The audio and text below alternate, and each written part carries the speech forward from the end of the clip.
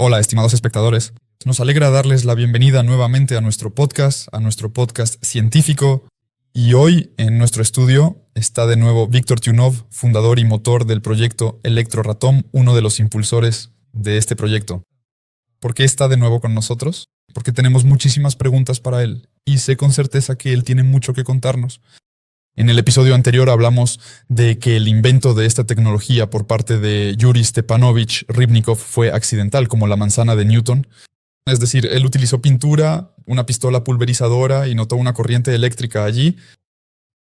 Ese fue fundamentalmente el motor que dio el puntapié inicial a lo que en la actualidad vemos en este modelo. Me gustaría escuchar con mucho más detalle y claridad cómo se utiliza esta tecnología para obtener electricidad, para luego almacenarla de forma segura y cuál es su posterior aplicación práctica. Si me lo permite, le corregiré un poco de inmediato. Sí, en cuanto a cómo Rybnikov notó este efecto, fue con un peine sobre el cabello. Fue precisamente un peine sobre el cabello. Electricidad. Sí, cargas eléctricas. Exactamente. Eso fue lo que le hizo pensar. Ni el peine ni el cabello. ¿De dónde viene la electricidad? Y todo esto desembocó en esta central eléctrica. Así que hoy les contaré con más detalle sobre la tecnología en sí y por qué tiene precisamente este aspecto.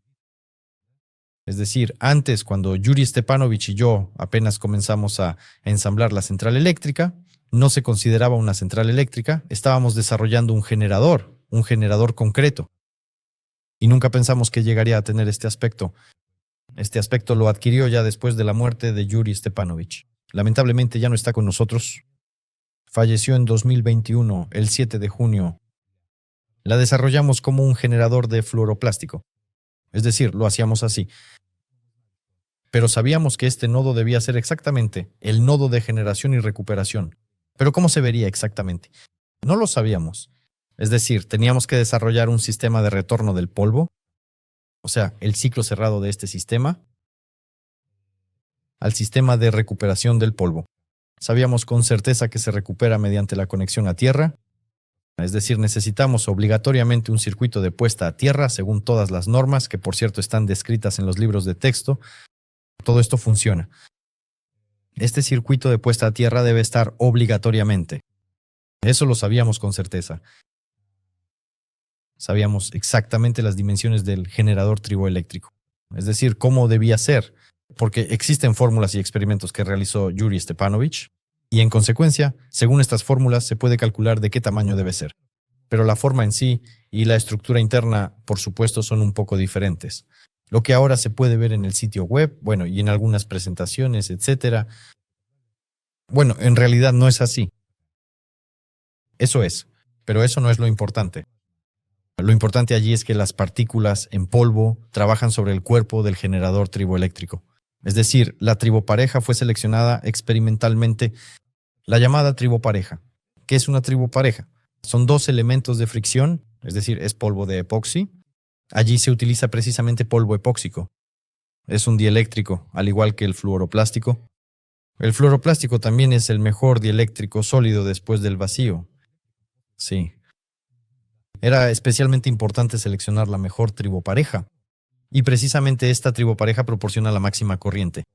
Luego fue necesario entender que se necesitaba un sistema de preparación de aire, es decir, el aire juega un papel muy importante.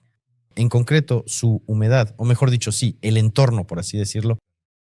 El propio compresor también juega un papel muy importante. Debe ser precisamente de tornillo. Sí, incluso puedo, levantar un poco el velo del misterio. Así es muy interesante. Vamos, miren. Hicimos experimentos con un compresor de pistón. ¿En qué se diferencia un compresor de pistón de uno de tornillo? Se diferencia en que en el compresor de pistón funciona un pistón, sí, que es el encargado de comprimir el aire en el depósito. En cambio, en el de tornillo, el encargado de comprimir el aire en el depósito es un tornillo, como en las viejas picadoras de carne soviéticas. Sí, algo así, ¿saben? Un tornillo, como que una pequeña espiral. Sí, una espiral así. Y con la ayuda de esta espiral se introduce el aire, se comprime el aire en el sistema. Entonces, el pistón lo hace de manera irregular. Sí, lo hace, con una cierta frecuencia, pero el tornillo lo hace de manera uniforme. Por eso se necesita precisamente un suministro de aire uniforme, no intermitente, sino exactamente uniforme. Bueno, este también fue uno de los descubrimientos, digamos condicionalmente descubrimientos que proporcionaron una generación más estable de electricidad, es decir, producción, precisamente al pasar el polvo a través del cuerpo de la tribu del generador. Aquí debe haber un deshumidificador, aquí está. Estos son estos 3 contenedores azules, ¿verdad? No. 3, pero solo estos 2. Las que... Están detrás. Sí, exactamente, aquí están.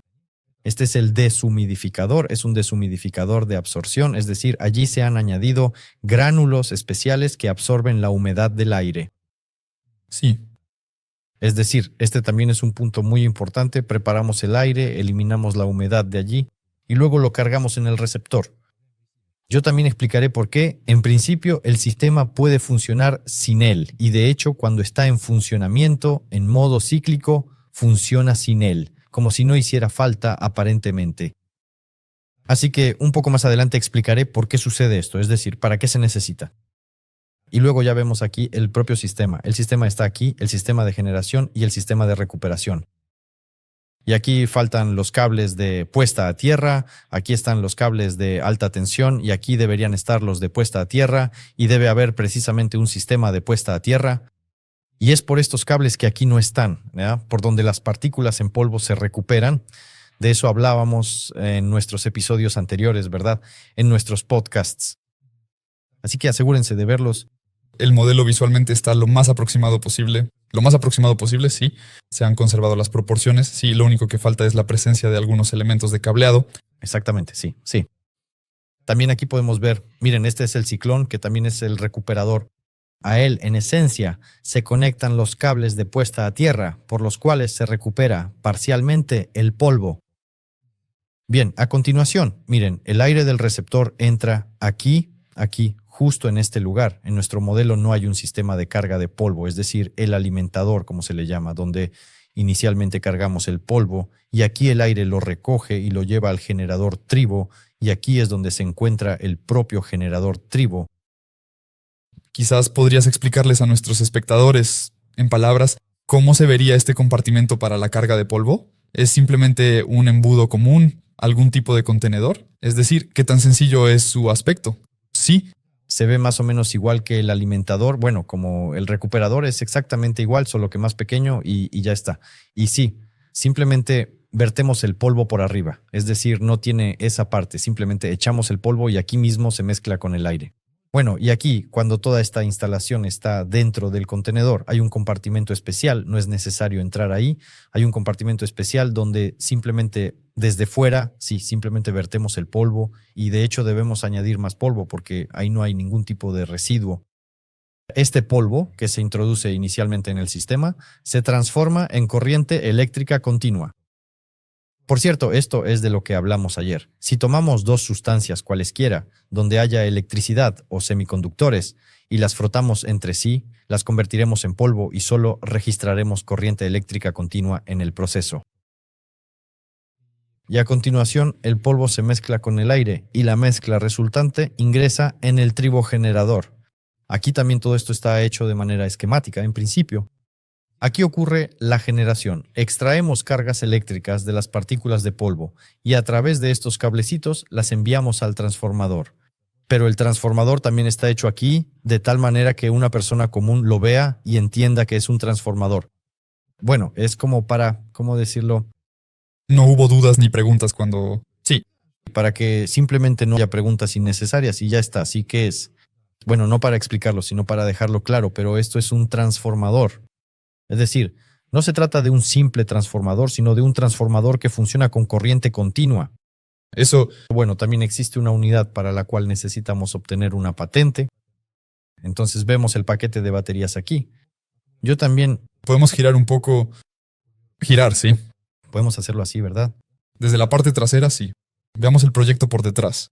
Sí. Aquí vemos entonces el bloque de baterías. No son baterías comunes, son baterías de gel, grandes, de 200 amperios hora cada una. Y están diseñadas para arrancar el compresor.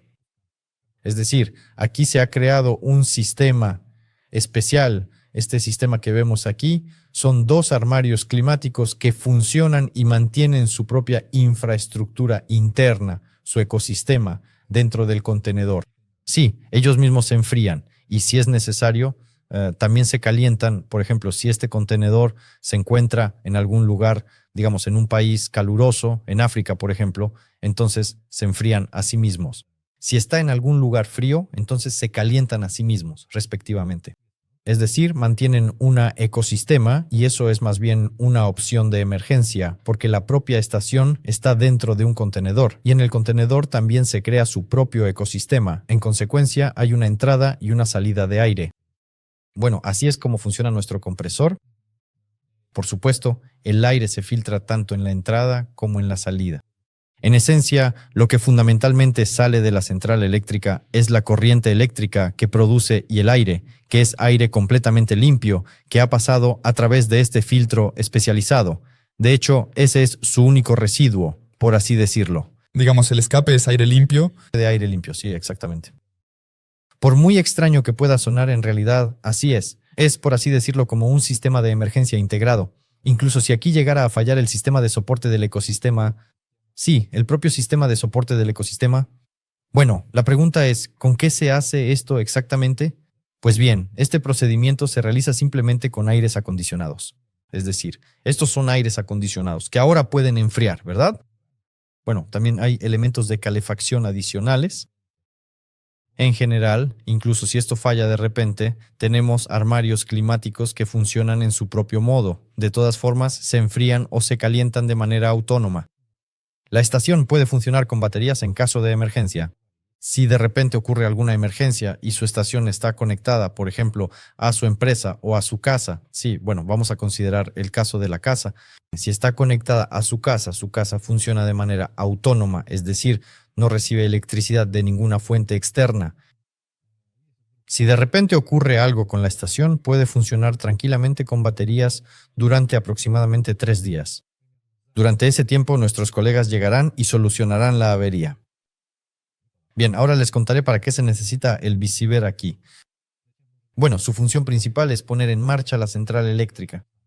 Si no hay fuentes externas de electricidad, para el arranque solo necesitamos aire comprimido. Si se llena con antelación, simplemente abrimos el aire y comenzará la generación de electricidad. La estación comienza a cobrar vida y el compresor se enciende en consecuencia. Bueno, aquí está, se produce la generación y la electricidad ya está suministrada al consumidor. Excelente. Esta es de hecho la generación más simple. Bueno, lo más simple posible. A estas alturas ya se ha vuelto muy sencilla. Sí, ahora simplemente podemos sentarnos aquí y hablar de ello. Pero, digamos, hace un par de años ni siquiera se discutía. Era algo extraño. Sí, es decir, al principio ni siquiera podíamos imaginar que sería precisamente una central eléctrica, que no sería solo un generador. Como todos estamos acostumbrados, tiramos de la palanca, se pone en marcha y empieza a salir electricidad. Pero esto resultó ser toda una central eléctrica. Sí, esto resultó ser toda una... Y solo en esta variante puede existir.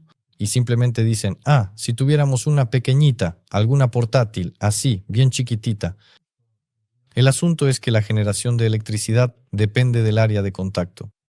Sí, del área de fricción. Y así cuanto mayor sea, más obtenemos. Por eso si hacemos una pequeña, pues en consecuencia ahí no habrá nada... Bueno, vamos a ver, ¿cómo exactamente te electrocutarías en primer lugar? Es que, en realidad, ni siquiera serías capaz de alimentar el compresor, que es el que te soplará el aire, para que así pudieras tener la electricidad que necesitas. Eso... la capacidad no es suficiente para el propio suministro.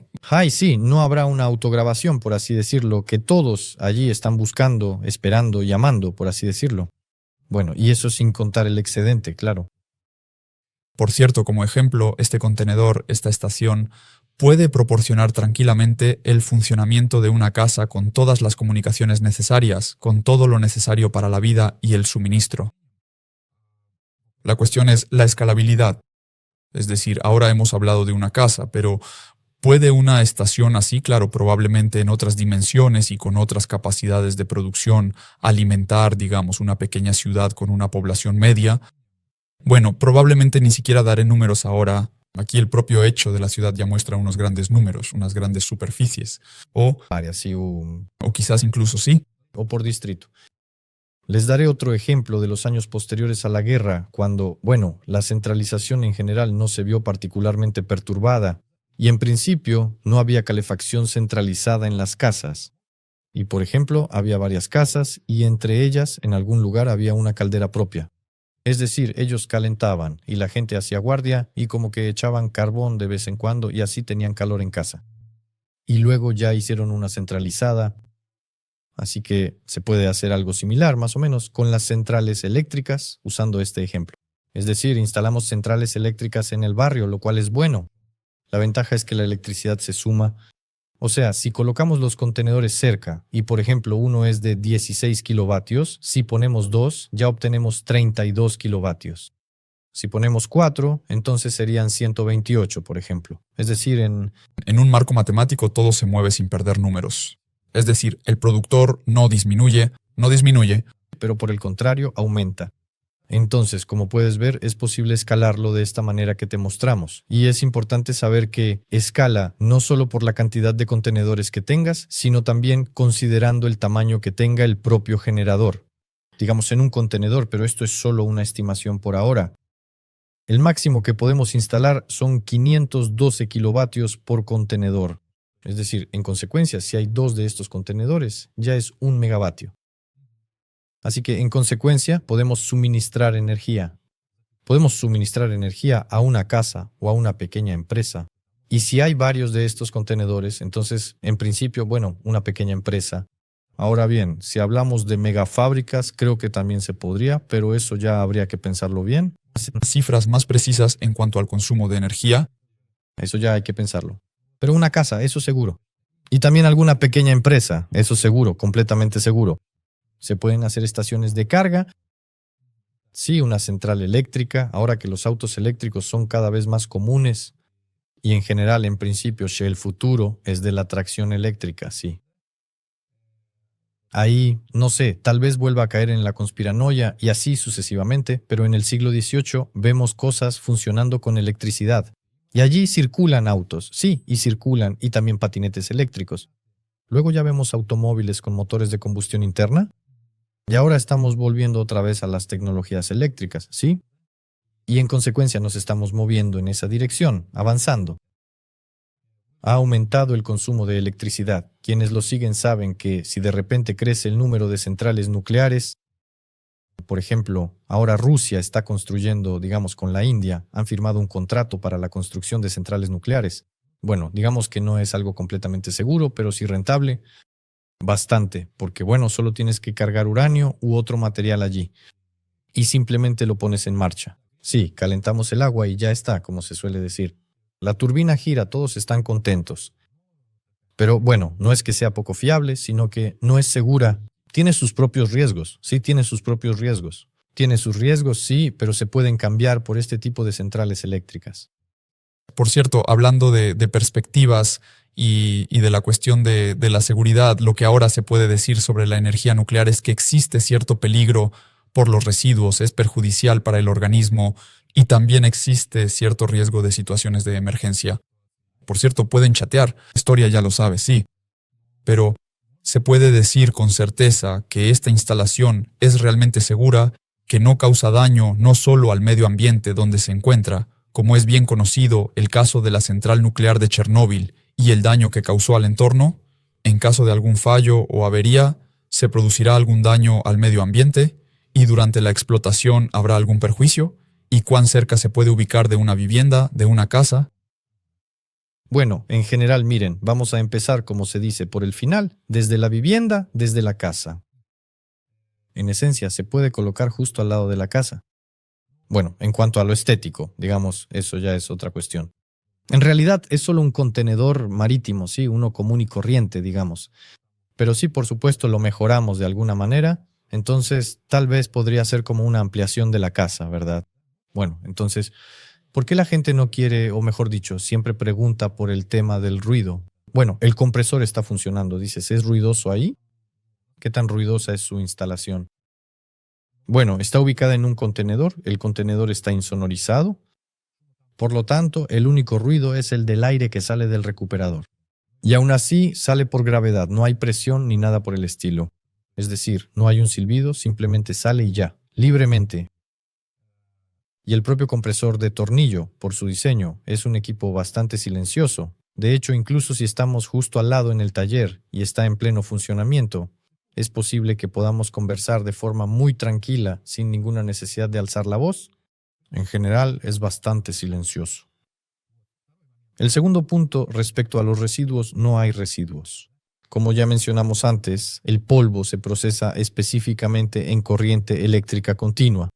Y aunque en el hipotético caso ocurriera algún tipo de accidente y, pudiera haber alguna fuga de material, por ejemplo, si se rompiera una tubería por la que pasa el aire con el polvo lunar, sí.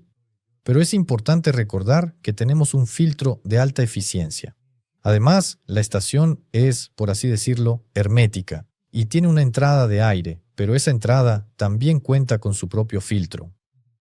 Y lo peor que puede pasar es una fuga de polvo dentro de este compartimento, precisamente porque en el contenedor están divididos en compartimentos. Guay. Y este compartimento está separado, sí, es decir, está aislado de los otros y solo salen los tubos y cables, sí. Esto ayuda. Hallar el problema en cada uno. Sí, si de repente Pasa algo, entonces el polvo se queda aquí y además, el sistema se apagará de inmediato porque tenemos sensores por todas partes. Hay un sensor de movimiento de aire, de velocidad, un sensor de velocidad del flujo de aire. Y en consecuencia, si la estación recibe una señal de que, digamos, hay una despresurización, sí, entonces simplemente se apagará y pasará al modo de funcionamiento con baterías. Y, en realidad, sería bueno tener una aplicación. De hecho, tenemos esa idea de tener una aplicación de la central eléctrica. Sí, para que te aparezca de inmediato. Ajá, ahí hay alguna emergencia. Ansiedad. Sí, ansiedad, alarma, por así decirlo. Sí, algo. Ahí lo tienes. Y, en consecuencia, nuestro fabricante, como fabricante de la empresa, es un tribilotecnólogo. También se reflejaría en alguna parte que tal o cual planta de energía tiene tal o cual problema. Tenemos que ir allí y solucionarlo. En realidad todo es bastante seguro. En principio hemos trabajado bastante bien en esto. Bueno, como persona que conoce la tecnología, que conoce la estructura de todo el sistema, creo que aquí se puede confiar, porque probablemente han visto en persona qué tipo de tubería hay y eso no debería romperse. Entonces, partiendo de estas garantías de la tecnología tal como es ahora, me gustaría preguntar, ¿dónde ven el proyecto dentro de 5, tal vez 10 años? ¿En qué estado estará? ¿En qué escala? ¿Habrá algunas victorias, logros? Tal vez ya se estén abriendo nuevos horizontes, ¿no? Se esté llevando a cabo una modernización. ¿Cómo ven el proyecto dentro de, 5 años? Dentro de 5 años, ahora estamos en 2025, ¿verdad? Ya llevamos un año existiendo, el proyecto lleva un año, sí, el propio desarrollo de la central eléctrica tomó aún algunos años, desde 2014, por decirlo así, hasta este desarrollo actual. Lo que tenemos ahora es una compañía de inversiones, se llama LATOM, así se llama. Tenemos una compañía técnica, Tribal Technology, que es la empresa propietaria de la tecnología, ¿de acuerdo? Y Tribal Technology tiene un contrato con LATOM, la compañía de inversiones, y Tribal Technology es la iniciadora del proyecto que se llama Electroatom. Por su parte, la compañía de inversiones se encarga de atraer fondos y tiene sus propios objetivos y tareas. Y la empresa Tribal Technology, que se dedica específicamente al desarrollo y ensamblaje de la central eléctrica, también tiene sus propias tareas y objetivos definidos. El proyecto está planeado hasta el año 2030. En 2030 debe finalizar y creo que así será porque todo va, en principio, bien. Estamos creciendo y no hay ningún indicio de que puedan surgir problemas. Así que consideraremos que en 2030 terminará y tendremos varias empresas. Naturalmente, esto incluye Rusia, Vietnam, África, sí, algún país en África, sin falta, e India. ¿Por qué así? Porque cubrimos la logística. ¿Sí? Si la gente compra una central eléctrica en algún lugar, y estos son países bastante problemáticos en cuanto a electricidad. Si, por ejemplo, en África hay regiones donde no hay electricidad en absoluto, o en la misma India existe ese problema, en Vietnam, claro, un poco menos, pero allí no hay problema con el personal, así es. Y en Rusia, en principio, tampoco parece haber problemas con la electricidad, pero nadie estaría en contra de tener su propia electricidad. Así que Cubrimos la logística, por eso todo se ubica en un contenedor marítimo, ¿sí? Tomamos los contenedores, los cargamos en un barco y la empresa estará ubicada cerca del puerto, los cargamos y los enviamos y en consecuencia la entrega nos toma el menor tiempo posible, sí, y el mantenimiento también tomará el menor tiempo posible. Además, junto a estas empresas se creará un centro educativo. Bueno, si en cada empresa se crea un centro educativo, ¿para qué se necesita? Es necesario, en primer lugar, para mejorar la cualificación de las personas que trabajan en los talleres de ensamblaje, sí, y para formar, sí, a nuevas personas, nuevo personal, porque la rotación de personal es inevitable, ¿verdad? Así es como funciona. Esta cuestión no la resolveremos para el año 2030, ¿verdad? Bueno, en consecuencia vamos a esforzarnos y por lo tanto podemos brindar conocimientos a las personas en estos centros, ¿sí? Sobre todo si se trata de África, si se trata de la India, allí existen problemas con esto, ¿verdad? Y nosotros podemos ayudar así a la población local para que trabajen y aprendan en las instalaciones de nuestras empresas. Entonces, en 2030 comienza la venta de nuestras centrales eléctricas y, en consecuencia, las personas que ahora compran paquetes de inversión. En estos paquetes de inversión hay participaciones. Es decir, cuando una persona compra este paquete de inversión, de hecho se convierte en copropietario de la empresa Tribolo Tecnologías, incluso en esta etapa, y la empresa Tribolo Tecnologías, al vender estas centrales eléctricas, obtendrá beneficios y de esas ganancias las personas recibirán dividendos. Por lo tanto, estas participaciones que tenemos ahora se convertirán en acciones. ¿Según qué fórmula? Esa es otra cuestión. Bueno, en este momento la fórmula es así. Cuantas más participaciones, más acciones. Sí, es justo. Cuantas más acciones, más dividendos. Esa es la fórmula simple. Esta tecnología, sí, incluso ahora ya lo sabemos, en 2025 el tema de las inversiones será relevante para muchos. Es popular y relevante, sí. Así que aquí va mi consejo. El año 2030 está a la vuelta de la esquina. Así que amigos, aprovechen el momento y adquieran paquetes.